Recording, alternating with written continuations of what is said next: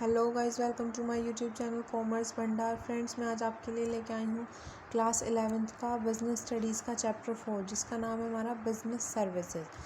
अब business services क्या होती हैं, इसका इंट्रो देख लेते हैं पहले। The chapter business services give you a brief introduction to the characteristic of business services, difference between services and good, classification on the type of business services. उसके बाद concept of E banking, identification and classification of types of insurance policies and description of different types of warehouses. इस chapter में जो business services chapter है, इसके अंदर हमें पता चलेगा, इंट्रो होएगा हमारा बिज़नेस सर्विसेज की कैरेक्टरिस्टिक्स क्या होती हैं, सर्विसेज और गुड्स के बीच में क्या डिफरेंस है, और उसके बाद कितने तरह की बिज़नेस सर्विसेज होती हैं, ई बैंकिंग क्या है, और टाइप्स ऑफ इंश्योरेंस पॉलिसी की आइडेंटिफिकेशन क्या होती है, उनका क्लासिफिकेशन क्या है, और टाइप्स ऑफ वेयर हाउसेस के बारे में। तो आइए शुरू करते हैं। सबसे पहले हम इसकी डेफिनेशन देखते हैं क्या है। Auxiliaries to trade are also known as business services. Auxiliaries to trade जो होता है, उसको ही हम बिजनेस सर्विसेज बोलते हैं। Service sector includes commercial firm engaged in banking, communication, transport, insurance and warehousing. जो सर्विस सेक्टर हैं उसके अंदर इंक्लूड होते हैं कॉमर्शियल फर्म, जो इसमें आता है हमारा बैंकिंग आ जाएगा, कम्युनिकेशन, ट्रांसपोर्ट, इंश्योरेंस और warehousing. Business can not be even imagined in the absence of these services. अगर हमारे पास ये सब सर्विसेज नहीं होंगी, banking, communication, transport, insurance, warehouses, अगर ये सब हमारे पास सर्विसेज नहीं होगी तो हम बिज़नेस को इमेजिन नहीं कर सकते। All these services collectively constitute the service sector. ये सारी सर्विसेज ही एक साथ कलेक्ट होकर बनाती हैं सर्विस सेक्टर। अब नेचर, फीचर या कैरेक्टरिस्टिक्स क्या होती हैं सर्विस की, देखते हैं। इसमें फीचर जो है सर्विस के, ये फर्स्ट है इंटेंजिबिलिटी, इनकन्सिस्टेंसी, इनसेपरेबिलिटी, इन्वेंट्री या इसको स्टोरेबिलिटी भी बोल सकते हैं, और इन्वॉल्वमेंट। ये इसके 5 फीचर्स हो गए सर्विस के। कि जो सर्विस है वो हमारी इंटेंजिबल होती है। इंटेंजिबल का मतलब होता है जिसको हम देख नहीं सकते, छू नहीं सकते, सिर्फ फील किया जा सकता है। तो जो सर्विस है वो हमारी इंटेंजिबल होती है। सेकंड, इसके अंदर इनकन्सिस्टेंसी होती है। थर्ड है इनसेपरेबिलिटी, ये जो है सेपरेट नहीं की जा सकती, इनसेपरेटेबल है। फोर्थ है स्टोरेबिलिटी, इसके अंदर स्टोरेबिलिटी होती है, और इन्वॉल्वमेंट होता है। अब डिफरेंस बिटवीन सर्विसेज और गुड्स के बीच में क्या डिफरेंस है, ये इसका 5 बेसिस पे इसका किया हुआ है इन्होंने description. Nature, type, intangibility, inconsistency और इनसेपरेटेबिलिटी के बेस पे। तो अब देखते हैं सबसे पहले नेचर के बेस पे सर्विस और गुड में क्या डिफरेंस है। जो हमारी सर्विसेज होती हैं, एक एन एक्टिविटी या अ प्रोसेस, इसको हम एक एक्टिविटी या प्रोसेस बोल सकते हैं। For example, watching a movie in a cinema hall. अगर हम किसी सिनेमा हॉल में बैठ के मूवी देख रहे हैं तो ये हमारी एक्टिविटी है कोई, ये हमारी सर्विस होगी।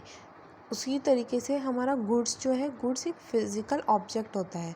जैसे हम मूवी की, हम वीडियो कैसेट जो होते हैं, हमारी कैसेट है, उसको हम देख सकते हैं, छू सकते हैं, तो वो हमारा सामान हो गया, वो गुड्स में आ जाएगा। टाइप, अब ये किस टाइप के होते हैं, सर्विसेज और गुड्स। जो सर्विसेज होती हैं वो हेट्रोजीनियस होती हैं नेचर में, और गुड्स जो हैं वो होमोजीनियस होते हैं। इंटेंजिबिलिटी, जो सर्विसेज हैं वो इंटेंजिबल हैं। जैसे डॉक्टर का ट्रीटमेंट, वो ट्रीटमेंट सिर्फ हम फील कर सकते हैं, उसको हम टच नहीं कर सकते। लेकिन जो मेडिसिन्स हैं वो टेंजिबल हैं, तो वो हमारी गुड्स में आ जाएंगी। उसके बाद है हमारी इनकन्सिस्टेंसी कैसी होती है, सर्विस की कैसी होती है। Different customer having different demand, अलग अलग कस्टमर की अलग अलग डिमांड होती है। तो जैसे मोबाइल सर्विसेज में किसी कस्टमर की कुछ मोबाइल की डिमांड है, किसी कोई दूसरी कंपनी के, तो इस वजह से ये इनकन्सिस्टेंसी है। लेकिन जो हमारे गुड्स हैं, different customer getting standardize demand fulfilled, अलग अलग कस्टमर की जो है, डिफरेंट कस्टमर जो हैं वो स्टैंडर्ड डिमांड जो है उनकी फुलफ़िल करनी होती है। इनसेपरेबिलिटी क्या है, जो सर्विसेज होती हैं उसके अंदर साइमल्टेनियस प्रोडक्शन और कंजप्शन। सर्विसेज के अंदर क्या होता है, जो प्रोडक्शन और कंजप्शन है वो दोनों एक साथ चलते हैं। सर्विसेज में क्या है, साइमल्टेनियस प्रोडक्शन एंड कंजप्शन। इसके अंदर जो प्रोडक्शन और कंजप्शन है किसी भी चीज़ का वो एक साथ होता है। जैसे eating an ice cream in a restaurant, जैसे हम कहीं रेस्टोरेंट में बैठ के आइसक्रीम खा रहे हैं वहीं पर बैठकर, तो वो हमारा होगा है सर्विस, वो हमें सर्विस प्रोवाइड कर रहे हैं। उसी तरीके से अगर हम उसको गुड्स में देखें तो इसमें सेपरेशन होता है प्रोडक्शन और कंजप्शन का। सपोज़ करो हम कोई आइसक्रीम जो है वो ख़रीद के वहाँ से हमने परचेज़ कर ली और फिर उसको हम अपने घर पे आके खा रहे हैं, वहाँ से सिर्फ हमने ख़रीद के रख ली, तो वो उसका कंजप्शन अलग हो गया और प्रोडक्शन अलग हो गया। तो इस तरीके से गुड्स में जो है इंसेपरेबिलिटी होती है। अब टाइप्स ऑफ सर्विसेज, सर्विसेज कितने टाइप की होती हैं? सर्विसेज जो हैं 3 टाइप की होती हैं। एक होती है बिजनेस सर्विस, फिर है सोशल सर्विस और थर्ड होती है हमारी पर्सनल सर्विस। बिजनेस सर्विसेज जो होती हैं जो यूज़ करते हैं बिजनेस फर्म, फॉर एग्जांपल ये banking, insurance, warehousing, transportation, communication, ये हमारी बिजनेस फर्म यूज़ कर सकते हैं, तो ये हमारे बिजनेस सर्विसेज हो गई। सेकेंड हमारा सोशल सर्विसेज। सोशल सर्विसेज क्या होते हैं? These are provided voluntary for the welfare of weaker sections. Social service वो होती है जो हम सोशल वर्क करते हैं, सामाजिक वर्क, जैसे एनजीओज़ वगैरह में हम वीकर सेक्शन के वेलफेयर के लिए अपनी वॉलंटरी, अपनी इच्छा से, अपनी मर्ज़ी से जो हम प्रोवाइड करते हैं वो हमारी सोशल सर्विसेज होती हैं। थर्ड होती है पर्सनल सर्विसेज, जो services provided to individual by tailor, beauty parlour, salon. Personal service होती हैं जो हम पर्सनली प्रोवाइड कराते हैं, जैसे टेलर हो गया, हमारा कपड़े सिल रहा है तो वो हमें सर्विस प्रोवाइड कर रहा है, पार्लर में जाते हैं, सैलून में जाते हैं, तो ये हमारी पर्सनल सर्विसेज हो गई। अब बिजनेस सर्विसेज के बारे में जानेंगे। Business bank in institution that accept deposit, withdrawal by cheque and makes loan and advance for the purpose of earning profit. Bank एक ऐसा इंस्टीट्यूशन है जो कि एक्सेप्ट करता है, डिपॉजिट लेता है हमसे, विड्रॉल बाय चेक, हम चेक से पैसे निकाल सकते हैं, लोन और भी बहुत सारे उसके पर्पज़ होते हैं अर्निंग प्रॉफिट के, तो वो हमारा बैंक होता है हमारा। अब कितने तरह के बैंक होते हैं हमारे? बैंक हमारे 4 तरह के होते हैं, commercial bank, cooperative bank, specialised bank और सेंट्रल बैंक। कॉमर्शियल बैंक में भी अब 2 तरह के होते हैं, एक हो गया पब्लिक सेक्टर, एक हो गया प्राइवेट सेक्टर। अब इसके बाद हम कॉमर्शियल बैंक के फंक्शंस पढ़ेंगे, क्या होते हैं कॉमर्शियल बैंक के फंक्शन। इसके अंदर फर्स्ट है इसका एक्सेप्टिंग ऑफ डिपॉजिट। जो कॉमर्शियल बैंक होता है एक ऐसा बैंक है जो कि एक्सेप्ट करता है डिपॉजिट, जो हम लोग पैसे जमा करवाने जाते हैं बैंक में, तो वो जो एक्सेप्ट करता है बैंक, वो हमारा कॉमर्शियल बैंक होता है। सेकंड, लैंडिंग ऑफ फंड्स, ये जो है हमारा फ़ंड प्रोवाइड कराता है, जैसे हम लोन लेते हैं तो वो प्रोवाइड कराता है। थर्ड होता है ई बैंकिंग की फैसिलिटी होती है, और चेक फैसिलिटी होती है, और फ़ंड को रेमिटेंस करने की फैसिलिटी होती है। अब फ़ंड रेमिटेंस कैसे होता है? इसके हमारे 5 तरीके हैं। फर्स्ट है हमारा electronic fund transfer, EFT। Second है हमारा ऑटो टेलर मशीन, जो कि हमारा ATM होता है। थर्ड है हमारा डेबिट कार्ड, ये हमारे ई बैंकिंग के पार्ट्स हैं, डेबिट कार्ड। फोर्थ है credit card. Fifth online banking. अब पढ़ते हैं ई बैंकिंग क्या होता है। ई बैंकिंग का मतलब है business transaction carried out with the help of computer system. E banking का मतलब है वो बैंकिंग ट्रांजैक्शन, बैंकिंग के लेन देन जो कि कंप्यूटर सिस्टम की हेल्प से होते हैं, ये इनको हम ई बैंकिंग बोलते हैं। ई बैंकिंग के अब इसमें 5 थे, ये हमारी EFT, ATM, debit card, credit card, online banking. तो फर्स्ट पढ़ेंगे EFT क्या होता है। EFT stands for electronic fund transfer. Under this system, इस सिस्टम के अंदर a bank transfer wages and salaries directly from the companies account to the account of employees of the company. इसके अंदर क्या होता है, एक बैंक जो है ट्रांसफ़र करता है वेजेस और सैलरी डायरेक्टली कंपनी के अकाउंट से, जो कंपनी का हमारा एम्प्लॉय होता है उसके अकाउंट में उसकी सैलरी या वेजेस जो भी है वो डायरेक्टली उसके अकाउंट में ट्रांसफ़र करता है, उसे हम इलेक्ट्रॉनिक फ़ंड ट्रांसफ़र बोलते हैं। एक अकाउंट से दूसरे अकाउंट में पैसा ट्रांसफ़र होना। सेकंड है हमारा ऑटो टेलर मशीन, जिसको ATM भी बोलते हैं। It refers to an electronic terminal that allows people with plastic card to perform simple banking transaction like withdrawal of cash 24/7 without any help of human teller. ये एक electronic terminal होता है जो कि लोगों को अलाउ करता है कि वो एक सिंपल प्लास्टिक कार्ड की हेल्प से, जो ATM कार्ड होता है वो प्लास्टिक का होता है, उसकी हेल्प से जो बैंकिंग के ट्रांजैक्शन है वो ईजिली कर सकें। मीन्स उन्हें विड्रॉल करना है, कैश पैसा निकालना है उन्हें, तो वो उस कार्ड की हेल्प से किसी भी टाइम 24/7 कभी भी जाके निकाल सकते हैं बिना ह्यूमन टेलर के। तो इसमें किसी ह्यूमन की ज़रूरत नहीं है, सिर्फ आप खुद से वो कार्ड लेके जाओ, वहाँ पे ATM में स्वाइप करो और आपके पैसे निकल जाएंगे। थर्ड है हमारा डेबिट कार्ड।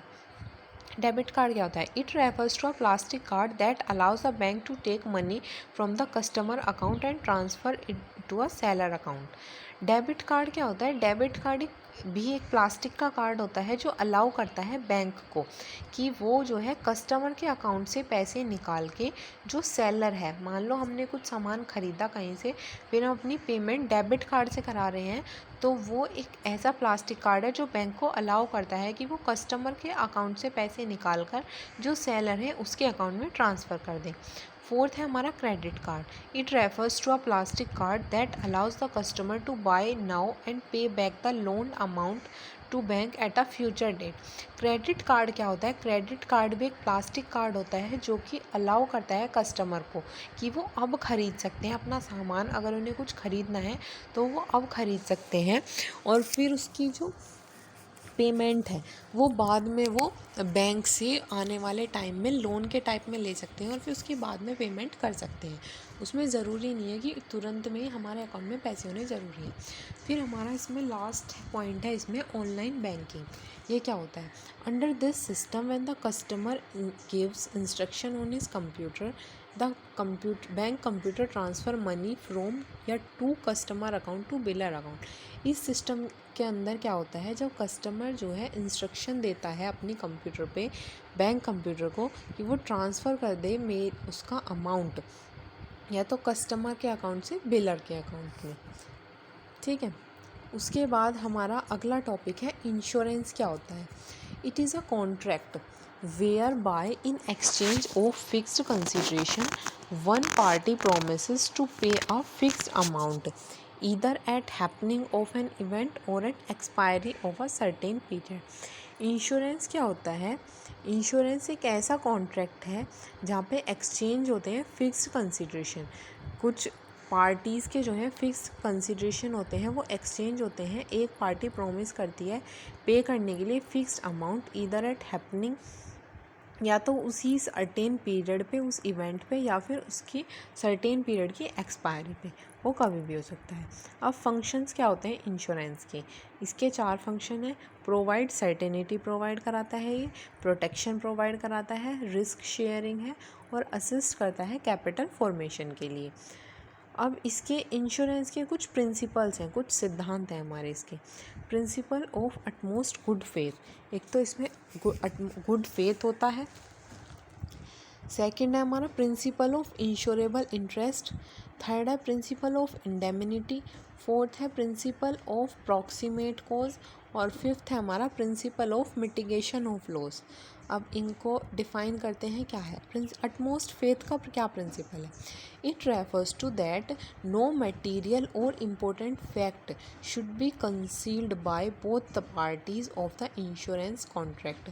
इसके अंदर ये है कि कोई भी मटेरियल या कोई भी इम्पोर्टेंट फैक्ट जो है कंसील नहीं करती दोनों पार्टीज इंश्योरेंस के कॉन्ट्रैक्ट में।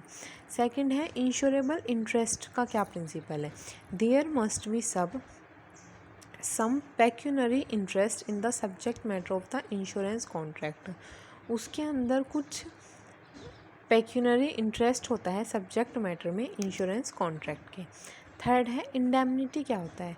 इट रेफर्स दैट कि जो insured can get only the competition against the actual loss, he can not make profit out of the insurance. Principle of indemnity क्या होता है कि इसके अंदर जो इंश्योर्ड है उसे कंपेंसेशन मिलता है सिर्फ अगर लॉस हो, अगर उसे लॉस नहीं होता है तो उसे उससे अलग इंश्योरेंस में कोई प्रॉफिट नहीं मिलता। फोर्थ है हमारा principle of proximate cause. It refers to the direct cause and not the remote cause. ये जो है डायरेक्ट कॉज होता है, ना कि कोई कराया हुआ, जैसे रिमोट का नहीं होता। Principle of mitigation of loss. Mitigation of loss में क्या है? It refers to that it is the duty of the insured ये जो इंश्योर्ड होता है जो बंदा, उसकी ड्यूटी होती है to take reasonable steps to minimise the loss of the insured property. जो हमारी प्रॉपर्टी है जिसका हमने इंश्योरेंस कराया है, ये उसका इंश्योर्ड पर्सन जो है, ये उसकी ड्यूटी होती है कि वो कम से कम अपनी प्रॉपर्टी में लॉस या डैमेज करें। अब कितने तरह का इंश्योरेंस, कितने टाइप्स का होता है इंश्योरेंस जो है, एक हमारा लाइफ इंश्योरेंस होता है, एक हमारा जनरल इंश्योरेंस होता है। अब जनरल इंश्योरेंस में भी हमारा ये फायर आ गया, मैराइन आ गया, मिसलेनियस, ये सब आते हैं। लाइफ इंश्योरेंस क्या होता है? Life insurance, it is a contract under which the insurer in consideration of a premium undertakes to pay a fixed sum of money on the death of the insured or the expiry of a specific period of time, whichever is earlier।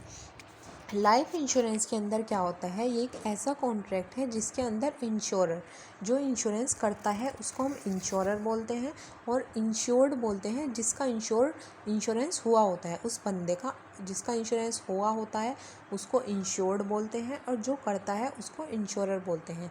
तो एक contract है जिसके अंदर जो insurer है वो कोई premium considerate कर देता है और उसके अंदर फिक्स करता है कि पे करनी है उसे कुछ अमाउंट ऑफ मनी, जब तक उसकी जो इंश्योर्ड है उसकी डेथ के पीरियड तक, या कुछ specific period of time fix कर देते हैं जो भी पहले का हो, उसके बाद उसे वो प्रीमियम के कंसिड्रेशन पे मिल जाता है। सेकंड है हमारा फायर इंश्योरेंस। ये क्या होता है? It is a contract where by the insurer undertakes to make good any loss damage caused by the fire during a specified period. अगर किसी चीज़ का हमने इंश्योरेंस कराया हुआ है और उस टाइम पीरियड में वहाँ पे कोई कॉज हुआ, डैमेज हुआ वहाँ पे फायर की वजह से, तो उस लॉस का जो है उसको कंपनसेशन मिल जाता है। थर्ड है हमारा मैराइन इंश्योरेंस। मैराइन इंश्योरेंस एक एग्रीमेंट है जहाँ पे इंश्योरर इंडेमनिफाई करता है जो इंश्योर को लॉस होगा against the perils of the sea के अंदर जो लॉस होगा वो करता है मैराइन इंश्योरेंस के अंदर। अब इन तीनों में डिफरेंस क्या है, लाइफ, मैराइन और फायर इंश्योरेंस में? लाइफ इंश्योरेंस जो है वो ह्यूमन लाइफ का होता है। फायर इंश्योरेंस एसेट्स, जो हमारे सामान संपत्ति जैसे व्हीकल वगैरह होते हैं, इनका होता है। और थर्ड है हमारा मैराइन इंश्योरेंस, ये होता है हमारा शिप्स, कार्गो, फ्रेट्स, इन सब का होता है। जो लाइफ इंश्योरेंस है इसमें प्रोटेक्शन और इन्वेस्टमेंट दोनों होती है, कि हमारी प्रोटेक्शन तो हो ही रही है, अगर हमें उस टाइम पीरियड से पहले हमारी डेथ हो गई तो उसके बाद उसका तो पैसा मिलेगा ही, साथ में हमारी इन्वेस्टमेंट भी हो रही है कि अगर हम उस टाइम पीरियड तक हम रहते हैं, हम अलाइव रहते हैं, तो वो हमारे पैसे हमें वापस मिल जाएंगे। तो इस तरीके से ये एक टाइप की इन्वेस्टमेंट भी है। फायर इंश्योरेंस में क्या होता है? सिर्फ प्रोटेक्शन होती है, अगर उसमें कोई डैमेज हुआ तो ही आपको कंपनसेशन मिलेगा, अदरवाइज़ नहीं मिलेगा। उसी तरीके से मैराइन में भी होता है, मैराइन में भी सिर्फ प्रोटेक्शन होती है। थर्ड पॉइंट है इसका इंश्योरेबल इंटरेस्ट। लाइफ इंश्योरेंस के अंदर must be present at the time of effecting the policy. उसमें जो है पॉलिसी के टाइम पे जो है प्रेजेंट होना ज़रूरी होता है। फायर इंश्योरेंस में क्या है? Must be present both at time effecting और उसके साथ साथ क्लेम। जो लाइफ इंश्योरेंस होता है उसमें सिर्फ पॉलिसी के टाइम पे उसका प्रेजेंट होना ज़रूरी होता है, लेकिन फायर इंश्योरेंस के अंदर जब हमारा पॉलिसी का टाइम है तब भी, प्लस में जब हम क्लेम दे रहा है वो हमें, उस टाइम पे भी वो प्रेजेंट होना ज़रूरी होता है, दोनों टाइम पे। और मैराइन इंश्योरेंस में क्या होता है? मस्ट बी प्रेजेंट जब क्लेम दिया जाता है हमें, सिर्फ मैराइन में हमारा तब होना ज़रूरी होता है। फोर्थ है हमारा ड्यूरेशन। इसका टाइम पीरियड कितना होता है? जो लाइफ इंश्योरेंस है वो यूजुअली 1 साल से ज़्यादा का होता है, 1 साल या उससे ज़्यादा का। और फायर इंश्योरेंस जो है 1 साल से ज़्यादा का नहीं होता। मैराइन इंश्योरेंस का जो पीरियड है वो कैसा भी हो सकता है, उसका कोई फिक्स नहीं है। अब इसके अंदर इंडेमनिटी क्या है? जो हमारे लाइफ इंश्योरेंस है, इंडेमनिटी क्या है? इंडेमनिटी का मतलब होता है कि सिर्फ हमें अगर हमारा कोई लॉस हो रहा है तो ही कंपनसेशन मिले, अगर कोई हमें लॉस नहीं हो रहा है तो उसका हमें कोई प्रॉफिट नहीं मिलता। तो ये देखते हैं इंडेमनिटी इनमें किस में होती है या नहीं होती है। लाइफ इंश्योरेंस जो है इंडेमनिटी नहीं होती, क्योंकि उसमें सिर्फ हमें प्रोटेक्शन ही नहीं मिलती, साथ साथ इन्वेस्टमेंट भी होती है। फायर इंश्योरेंस में सिर्फ हमें कॉन्ट्रैक्ट मिलता है इंडेमनिटी का, और मैराइन इंश्योरेंस में भी हमें सिर्फ इंडेमनिटी मिलती है। सिक्स्थ है हमारा सरेंडर वैल्यू। जो लाइफ इंश्योरेंस है उसकी सरेंडर वैल्यू होती है, लेकिन फायर और मैराइन इंश्योरेंस में कोई सरेंडर वैल्यू नहीं होती है। अगला टॉपिक है हमारा types of life insurance policy. जो लाइफ इंश्योरेंस है उसकी कुछ पॉलिसीज़ हैं, वो कितने टाइप की होती हैं? वो हमारी 5 टाइप की होती हैं। Whole life assurance, endowment, combination of whole life या एंडोमेंट, फिर है एन्युटी पॉलिसी और चिल्ड्रंस एजुकेशन पॉलिसी। ये हमारे लाइफ इंश्योरेंस पॉलिसी के टाइप्स हैं। उसके बाद हमारा अगला टॉपिक है कम्युनिकेशन सर्विसेज क्या होते हैं। Communication services these are helpful to business for establishing link with outside world.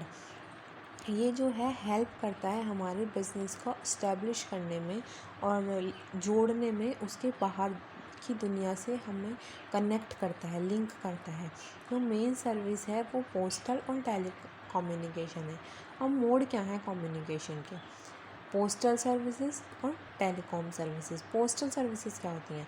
Postal services में आती हैं हमारी मेल फैसिलिटी आ गई, कुरियर सर्विसेज, फाइनेंशियल फैसिलिटीज़ और एलाइड पोस्टल फैसिलिटीज़। अब एलाइड पोस्टल फैसिलिटी भी हमारी 4 तरह की होती हैं: greeting post, media post, direct post और international money transfer.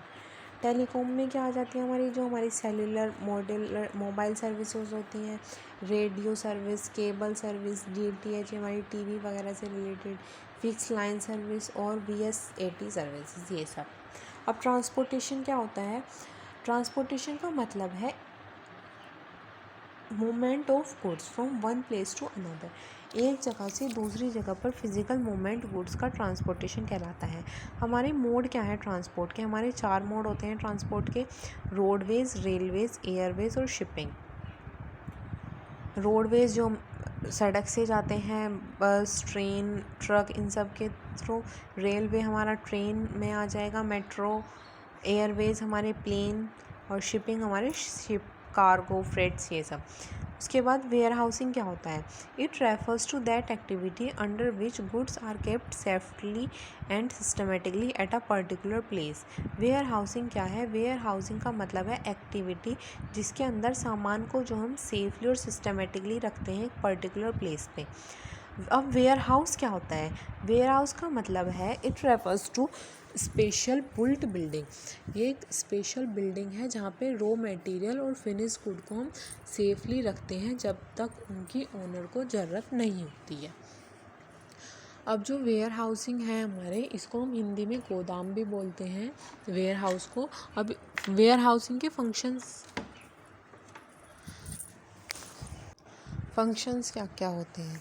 Consolidation, breaking the bulk, stockpiling, price stabilisation और financing. Types of warehouses, ये हमारा लास्ट टॉपिक है इस चैप्टर का। कितने तरह के वेयर हाउस होते हैं हमारे? पब्लिक, प्राइवेट, कोऑपरेटिव, गवर्नमेंट और बॉन्डेड।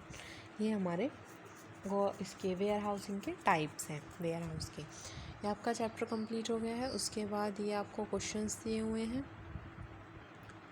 आप इनको कर लेना। अगर कोई प्रॉब्लम हो तो मैं इसको कमेंट सेक्शन में कमेंट करके पूछना। और वीडियो पसंद आए तो please like, share and subscribe my channel. Thank you.